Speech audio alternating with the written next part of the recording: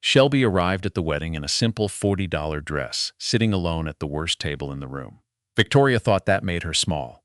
But Richard Harrington saw something no one else did.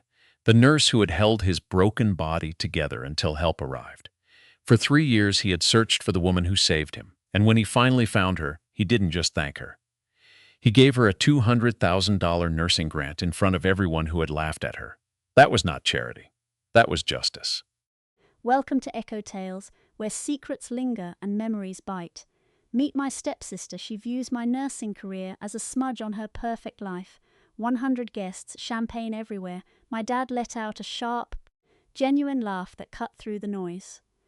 I stood there in a basic dress while socialites in designer silk looked right through me, but they had no clue. The man at the head table, the groom's father footing, the bill I once held his beating heart in my hands on a highway 3 years ago. And he was about to remember before I continue. If this story rings true, hit the like and subscribe buttons. Tell me where you are watching from in the comments. I am Sarah, 29, a trauma nurse. This is how my sister Sia's cruelty became her biggest regret. Let's head back 3 weeks before the wedding. When Victoria's invite hit my mailbox, it showed up on a Tuesday, buried under a stack of bills, cream paper, gold monograms, V&J, Victoria and James. I traced the gold lettering. My hands still smelled like the emergency room. They misspelled my name, Shelley. They always do. No +1. I stared at the envelope like a legal summons because that is exactly what it was. Victoria did not want me. There she wanted me tracked growing up in my father's house. I was just furniture. Robert married Diane when I was 9. Victoria was 12. Suddenly the family blueprint changed. Victoria got the canopy bed and the portrait sessions. My space a cold studies, with a flickering light. Her photos lined the halls. Mine stayed hidden in a drawer. Diane introduced Victoria as our daughter. I was just Robert's kid from before. And my dad, he let it slide every single time. I called him Sundays like a robot. He would talk for a minute, then hang up, never calling back. Months would pass in total silence, so when that invite arrived, misspelled and solitary, I almost tossed it. Almost. Then my phone rang. "Victoria wants you there," my father said, his voice dripping with the fake warmth he saved for an audience. It would mean a lot. I knew better. "When he calls, it is only for Victoria." I researched the Harringtons that night, sitting on my floor with medical textbooks for a desk.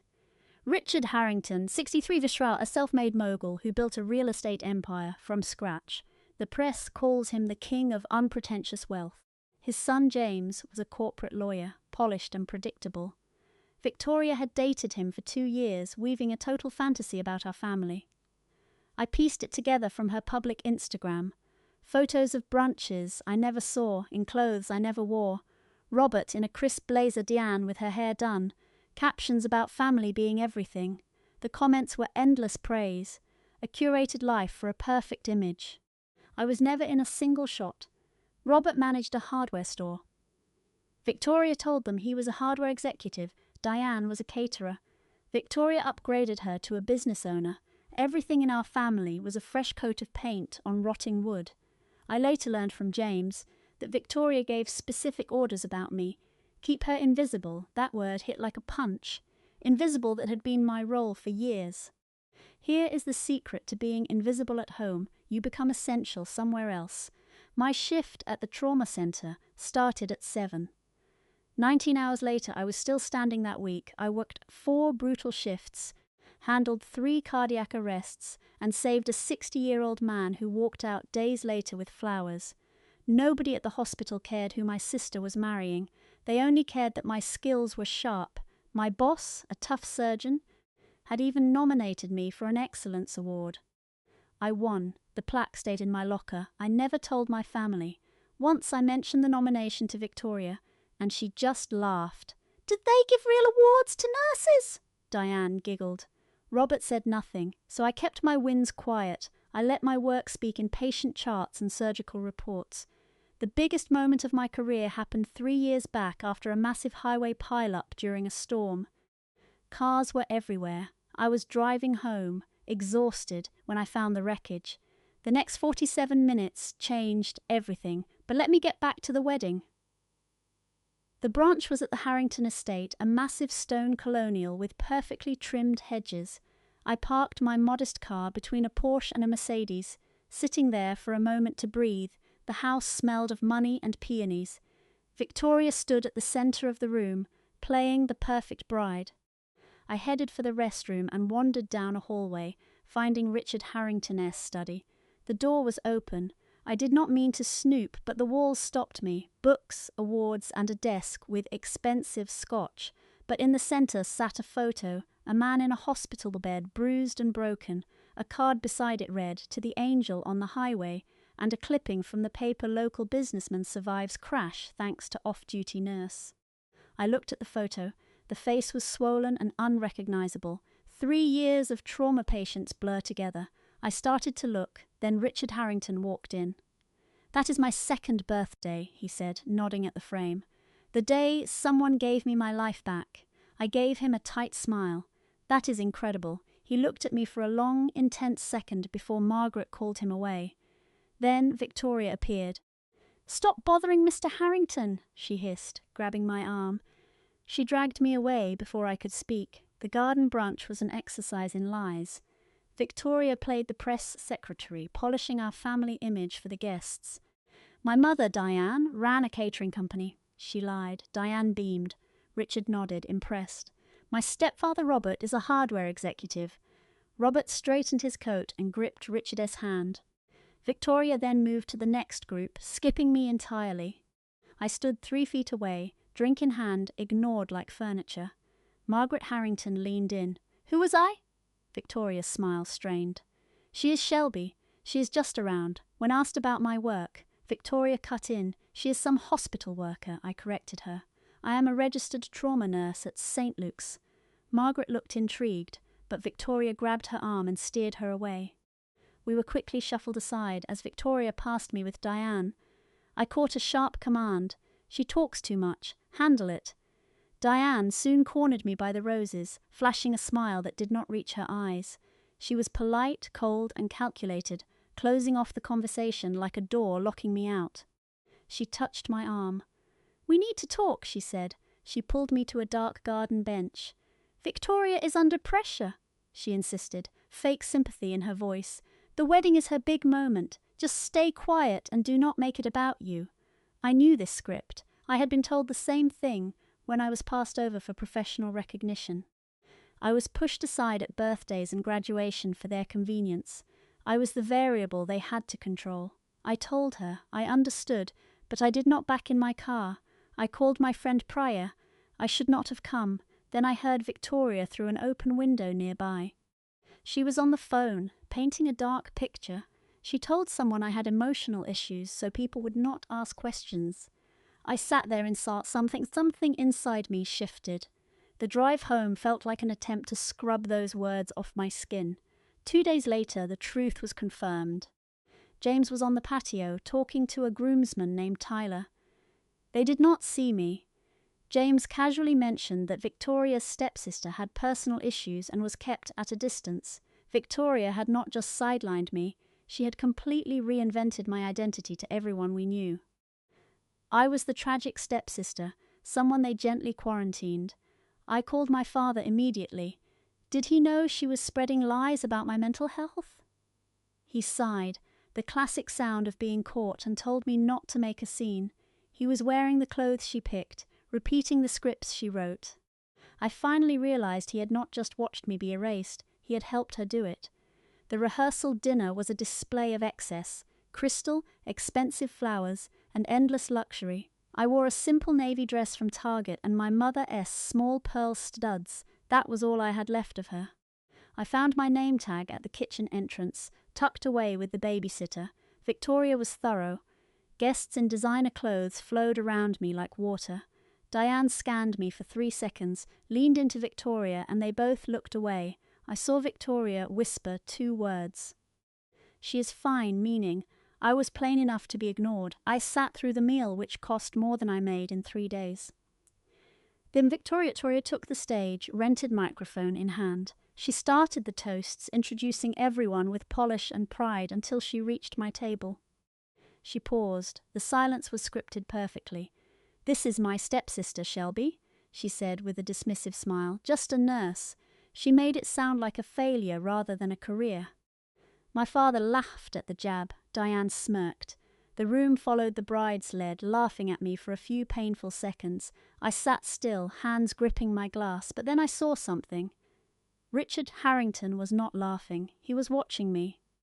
He leaned toward Margaret, then toward James. I saw his lips move as he said he had seen me before. 30 minutes later, Victoria took the mic again to talk about family. She recounted a story about me bandaging a dog as a kid, then smirked. I guess she finally found her level. Diane looked enraptured. A woman from the guest list approached me, mocking my work as a nurse. "Do you just empty bedpans?" she chuckled. I looked her dead in the eye. "Actually, last Tuesday I assisted in emergency heart surgery. We saved a man's life in the trauma bay." Her smirk dropped. She stumbled over her words and bolted. Chloe stepped in. "Don't bore people with work talk." I stayed silent. My silence usually handled the heavy lifting anyway. Across the hall, I spotted Julian eyeing his bride, furrowed brow. The look of a man sensing something was off. Chloe cornered me later in the lounge, marble everywhere, expensive soap, pressed linens. She slammed the door. That sounds so final. "Listen." Her voice turned icy, stripped of that fake charm. "It is my wedding tomorrow. You sit, you smile, you keep quiet. Stay away from the Sterling family. Keep your job to yourself. Don't talk." I caught her gaze in the mirror. "Why tell them I have mental health struggles?" She didn't flinch. I told them what they needed to hear. "You lied. I manage the image. You think they want a nurse and a high school teacher?" She spat out teacher like it was a disease. "I am building a future. This day matters. Don't wreck it. You want me to play invisible? I want you to know your place. 3 words. The same words my family used for years, through lost invites, wrong names, and hand-me-downs." Chloe was just the first to say it aloud. The door creaked. Maya appeared alert. "Everything okay?" "Just sister stuff," Chloe said smoothly. She adjusted a diamond bracelet, one I knew she borrowed from a client. Maya smiled and shut the door like she was burying a secret. I stood in luxury that cost more than my rent, and I decided I wasn't sure what, but I was done being quiet. I left early. Nobody noticed. I sat in my beat-up sedan, in the country club, lot squeezed between a SUV and a sports car. Hands shaking my keychain. A gift from my nursing co-workers, caught the light. I could just drive away, let her have her perfect day, while I went back to my own life. No one inside would miss me. That was the point of table 18. I called Dr. Alina Ross, yes. She picked up instantly. "They actually called you just a nurse," her voice cut like a scalpel. "Sarah, you have saved more lives in 1 year than most people do in a lifetime. Do not let them shrink you." I looked through the glass. The party went on, totally unbothered. Then I saw Elias Sterling, standing alone, staring into the night, our eyes locked through the window. My phone buzzed. A text from an unknown number. "This is Clara Sterling. I got your contact from the list. Glad you are here. Elias was asking about you. I read it 3 times. Why? I wouldn't know until later, but that message told me to stay. I started the engine, then turned toward the estate. Ever felt that pull? That moment where you decide it is worth the fight, if you have stayed when every instinct screamed to run, tell me below. What made you stay, and if this story has you hooked, hit subscribe. The turning point is almost here. The wedding was at the Sterling estate, 200 guests, rare flowers, a string orchestra. Chloe wore a gown that turned the whole lawn into a movie set. I arrived early because I couldn't trust myself to show up at all. Chloe intercepted me. "Why are you early? Stay out of the photos." She called me once for the group shot. The photographer tucked me in the back. I saw the photo later. I was cropped out of every version she posted. At the reception I found my seat. Table 22, way back. The tablecloth was wrinkled, the centerpiece neglected. I was pushed into the shadows, but then Elias Sterling appeared. He worked the room, shaking hands until he reached my table. He didn't reach for my hand. He pulled out a chair and sat. "You know, 3 years ago I almost died, on the highway. A truck hit me head-on. I was trapped for an hour. One person kept me awake. She talked about the rain and the wreckage, so I would not fade out. The medic said, without her, I would not be at this wedding, my heart hammered. 3 years. So many faces. He looked at me. I am sorry, you remind me of someone. Someone called his name, and he stood, squeezed my shoulder, and left. Chloe gave a speech that was a total act. She stood on the dance floor, thanking everyone who made her feel important. Maya, my rock, Robert, my hero, the father I always wanted. She thanked the bridesmaids, her boss, the groomsmen, the Sterling family, the people she always wanted. She thanked the florist, the caterer, even the waitstaff by name. She did not say mine, not once. 200 people clapped. Robert looked proud. No one noticed the omission because no one expected me there. I sat at my pathetic table with empty chairs and listened to my sister. Thank everyone in her orbit, but me. Julian leaned toward Chloe afterward. You didn't mention Sarah. Chloe touched his cheek. She prefers it that way. Trust me. I went to the restroom, locked the door, and stared at my reflection. My eyes were dry, my face stone cold. Mom would have said my name first. The door opened. Clara Sterling walked in. She saw me. I noticed you weren't mentioned, she said softly. You okay? I am used to it. Clara held my gaze. No one should be used to that. I found my father on the patio, drinking expensive scotch with someone else's money. Dad. He turned, a flash of discomfort. You didn't say my name, Robert exhaled. Sarah, don't do this. It is close day. When is it mine, Dad? You are being dramatic. That is exactly what Chloe says about. He stopped. About what? That I am unstable, that I have issues. You told them that too, didn't you? He looked away, focusing on anything but me. That was his answer. It was always his answer. The silence, the retreat into a place where he didn't have to account for the daughter. He pushed away 20 years ago. I am done, I said. He flinched. Not with the wedding. Done waiting for you to see me. I walked inside. He didn't follow. He just stayed, drinking his borrowed scotch, and let me go. The real pain wasn't my sister erasing me. It was watching my father help her. I slipped into the ballroom and froze. Arthur Sterling stood at the bar, phone in hand, staring at a grainy news clipping. He looked up, saw me, and walked over. He stopped inches away, his phone screen still lit. I recognized the headline, Local Executive Survives Horrific Highway Crash. The same story he kept framed in his office. Excuse me, he said. His voice was fragile like glass. Can I ask you something? Where did you work 3 years ago? I told him Mercy General, the emergency room. It wasn't a question. Were you on the highway that night? November 14th? There it was. The date, the road, the trauma that lived in my shoulders for 3 years. The way I still flinch at screeching tires. I nodded. My voice cracked. Arthur stood perfectly still. His eyes filled with tears, slow and steady. It is you, he whispered. Arthur, you held my head for 47 minutes in the rain. You talked, so I wouldn't fade away. You told me about your mother's pearl earrings, so I would stay focused while I could not feel my legs. My hand went to my ear, my mother's pearl stud, the one I wore that night, the one I described to a bleeding stranger to keep him anchored while help was miles off. Arthur looked at the earring, his jaw tightened. It is you. Then Victoria's voice cut through the air. Attention, everyone. Time for the father door to dance. Arthur had to leave, but he gripped my hand. Don't go. I have something to say. For 3 years he had looked for me, while I sat at table 18. In his son's family wedding the song started. Victoria and Robert swayed under fairy lights. The room sighed on cue. Victoria smiled for the cameras. It was a perfect image. Always a perfect image with Victoria. I watched Arthur vanish through a side door. He was gone 12 minutes. I counted. What I found out later was this. He walked to the garden, called the hospital, and reached the emergency room. Dr. Ellen Marsh answered. I need records for a trauma nurse, Sarah, he said.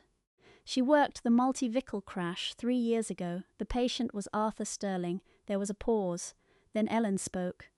Sarah was the lead nurse. She stabilized you for nearly an hour before the medics arrived. She even earned a formal hospital commendation. She saved your life, sir. Can you email that letter? I can send it now. 3 minutes later, Arthur's phone buzzed. The email from the nursing chief arrived with the official commendation attached. It was precise and clinical. Sarah, a registered nurse, showed extraordinary poise under pressure, performing manual stabilization in severe weather. Arthur read it twice, closed the email, and called his wife. "I need the mic after the toasts," he said. "I have an announcement." "What kind?" "The kind this family needs." I returned to table 18. The floor was packed. Victoria was glowing, spinning with groomsmen, the room orbiting her. A photographer captured every move. I sat alone with a wilted centerpiece and my reflection in a butter knife. My pearl earrings glimmered in the dark. Then Margaret Sterling sat down beside me. No scene, no drama.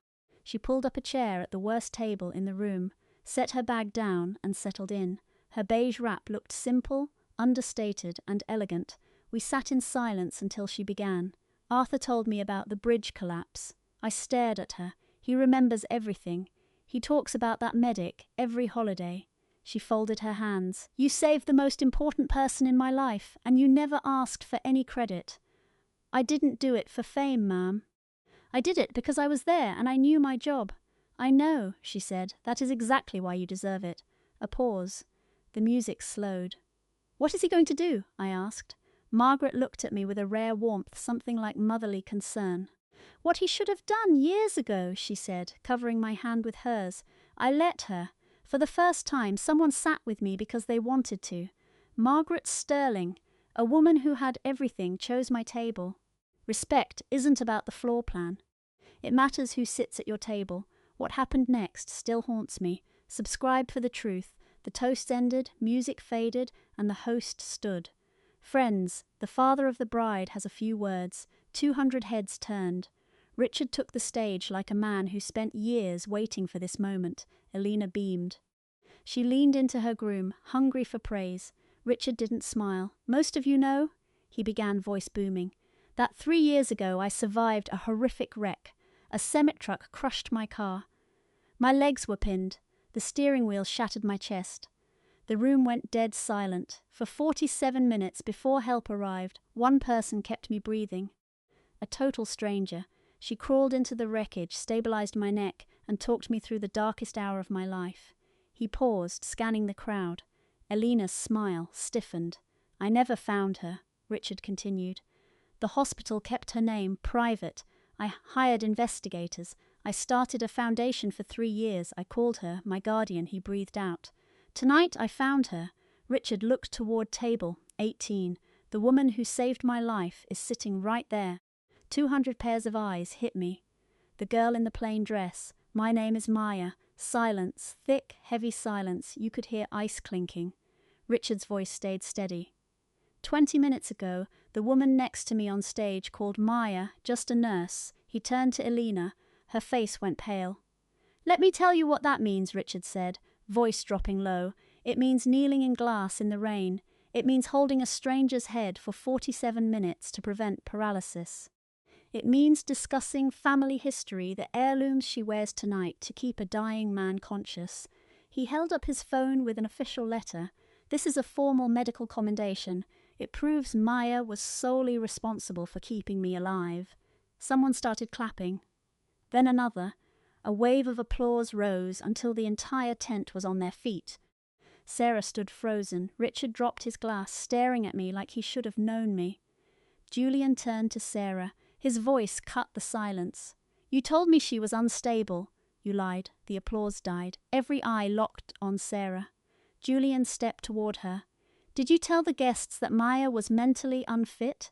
Sarah's fingers grabbed her necklace, that nervous childhood habit when a lie was about to break.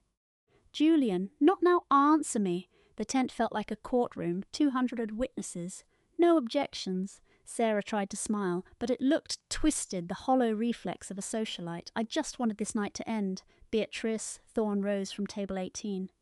Her tone was lethal, simple. "You lied to our family about the woman who saved my husband's life. You faked a medical history to hide her in the back."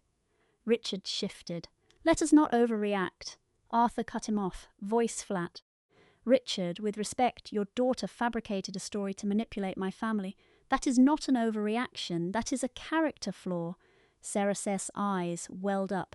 Tears spilled out, practiced an instant. Diane reached out, but Sarah swatted her hand away, voice spiraling into a jagged mess.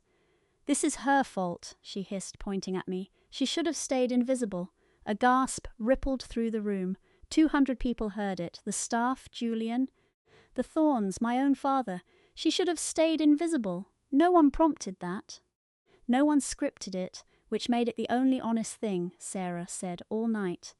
Arthur grabbed the mic. The room still buzzed, but he stood steady. A man who survived worse than a ruined wedding.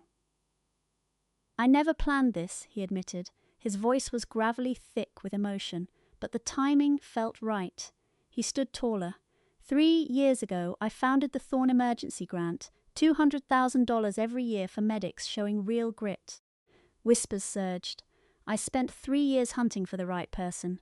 I scoured the country and read dozens of resumes. He shook his head. She was sitting right here at table 18, in a $40 dress. He walked off the stage. The spotlight tracked him. The same light highlighting Sarah's $10,000 gown now trailed a 60-year-old man toward the back. He stopped at my table and offered a hand. Maya Vance, I am honored to name you our first scholarship recipient. It covers your advanced nursing training to keep saving lives. I stood. My legs were shaky, but my vision was clear. I took his hand. 200 people rose with me. A standing ovation echoed through the tent. Arthur leaned in, whispering for me alone. Thank you for saving my life. Behind us, Sarah stood on stage, forgotten, under a light that no longer belonged to her. Her party, her guests, but only my story would be remembered. I did not save him for fame. I did it for the job. But I cannot lie, it feels good to be seen. Julian grabbed Sarah's arm and led her toward the terrace doors. He did not pull. He did not shout, but his grip was firm. And Sarah followed because she had no script for a man she could not control. Through the glass we watched them. Sarah crossed her arms. Julian ran his hands through his hair, pacing. The body language of a man recalibrating his entire life. Snippets of their argument drifted through the door. You told my parents she was unstable. Julian snapped. You had me believing my own wife, a sister, was someone to pity. What else are you lying about? Everything I did was for us, Julian. For our image. Our image. I married you because you were kind. My father nearly died. The woman who saved him was hidden in the back because of you. She is a nobody. She is the reason my father walked me down the aisle today. She is somebody. Silence then. Julian, quieter but dead serious. Here is the deal. You will apologize to Maya, tonight, in front of everyone you humiliated. And Monday morning we see a marriage counselor. You cannot be serious. If I find one more lie, we are finished through the glass. I saw Sarah's posture crumble. The perfect, arrogant arch of her spine softened into pure fear. For the first time, her armor was gone. I did not hunt for my father. He found me. I was on the far balcony, away from the noise, watching garden lights flicker like promises. The night air was biting, but I did not mind. At least the cold was real. Maya, I turned. Richard stood in the doorway, his cheap suit rumpled, his face a disaster. He looked like a man watching a building collapse, realizing he had been the one holding it up. I did not know, he whispered, about the accident. About the Thornins? No, I said. You did not, because you never asked. You never asked about my work. You never asked if I was hurt. You never asked anything. I thought I was keeping the peace. You were keeping Sarah happy. Those are not the same thing. He tried to talk, but the words died. Then he sobbed. My father, standing on a billionaire-esque balcony, crying like he just realized the fire started years ago. I did not hug him. I stayed put. I do not hate you, Dad. I just stopped expecting you to be a father a long time ago. Can I fix this? I do not know, but crying at Sarah's wedding is not the fix. He wiped his eyes. Sarah told me you wanted space, and I believed her because it was easy. 20 years of neglect, summed up in one sentence. He had not been fooled. He had just chosen the easy path. I do not need your tears, Dad. I need you to remember this when Sarah asks you to ignore me again. He nodded. I walked inside. Sarah returned 15 minutes later. Her makeup was touched up, but her eyes were bloodshot. She carried the rigid posture of a woman served a final ultimatum. Julian walked beside her, silent. She took the microphone for the third time.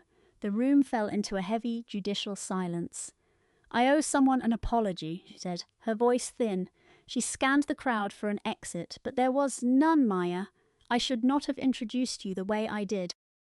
I am sorry, she stopped. The air turned icy. Evelyn spoke from her seat, sharp and cold, and the lies about my mental health, Clara froze. I told the hearts things that were not true. I am sorry for that too. The words felt small, not enough, but all I would get. I stayed put. Forgiveness takes time. I caught her eye and nodded. Julian grabbed the mic. Maya, we owe you everything, and we will make it right.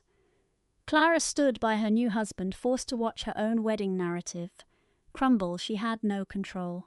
She apologized using the same microphone meant to ruin me.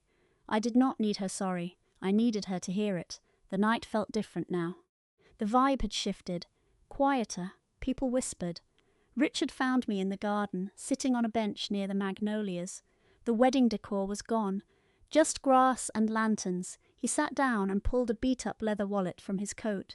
He unfolded a yellowed, creased piece of paper, my medical records.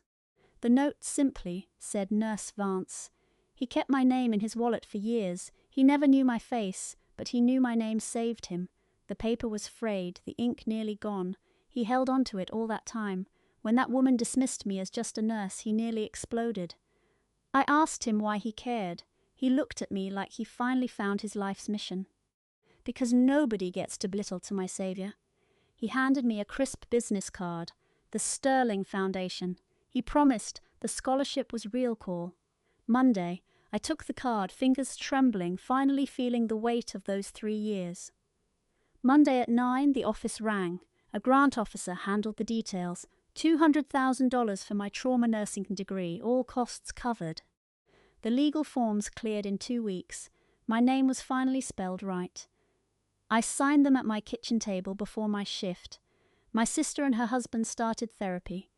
My dad finally called, saying the Miller family blocked their new home purchase until they saved the marriage. Her social circle vanished. People stopped answering. Her online fame cratered. The gossip died out. Then a note from my dad on yellow paper, messy, regretful. He wrote about everything he never said at my graduation, about every dinner where he let them belittle me. He was sorry. I tucked it away, no reply. Some apologies are just white noise. The mistress disappeared, naturally. Once there was nothing left to gain, she was gone. My sister S' apology was cheap. The real cost hit when the crowd left. Back at the hospital on Monday, nobody cared about status.